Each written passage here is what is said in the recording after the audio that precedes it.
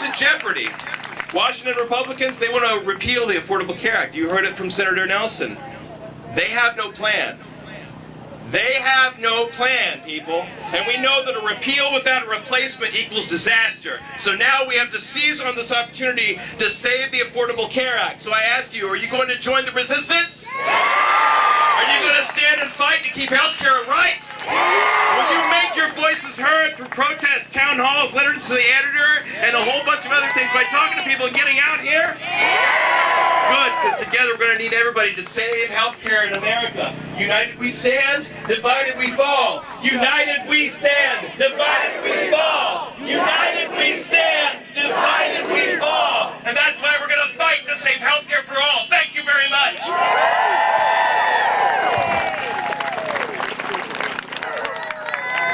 Well, actually, it didn't benefit me, but I'll tell you my story and why it would have benefited me. For the record, I live in zip code 32707, and I am not being paid to do this speech.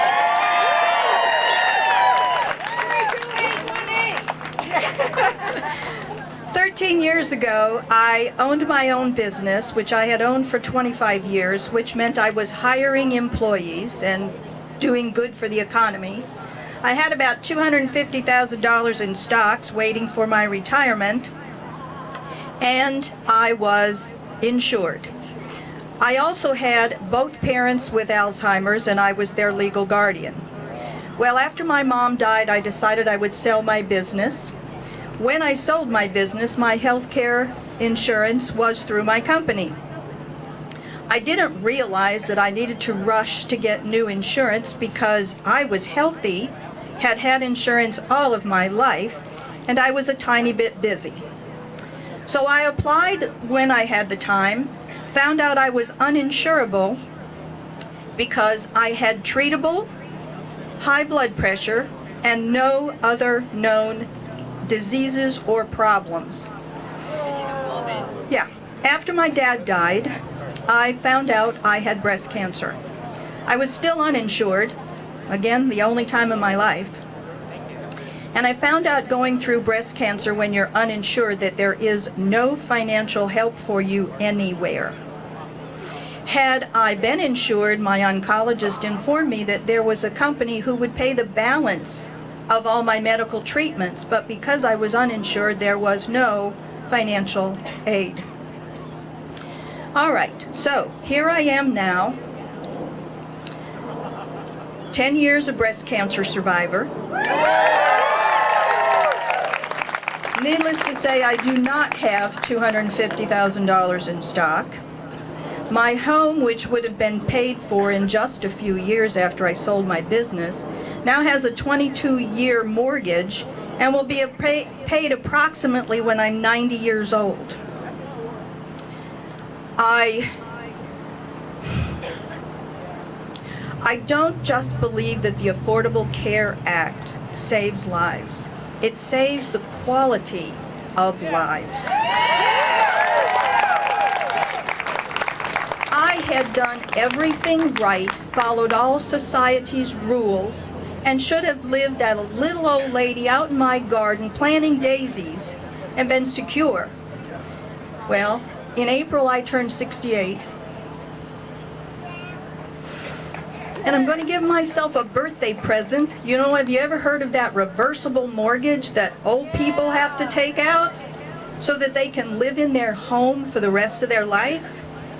You're looking at one. So I went from secure, safe, hardworking, planning, to needing a reversible mortgage. The United States is the only industrialized country in the world that does not provide universal health care for its people. Right.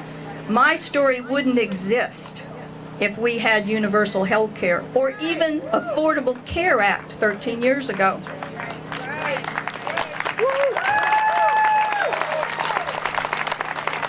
And I want to make a comment about Medicare. Now, my parents both had Alzheimer's. They passed away in their 90s. And had the voucher system been the form of Medicare for my parents who had Alzheimer's, there would have been 2 old people in their 90s who didn't know what a voucher was and were uninsured. So, I support the Affordable Care Act, or better. We, as Americans living in the greatest country in the world, should have the greatest health care in the world. So thank you for listening to my story. I hope there's no more that has to be told like mine. Thank you.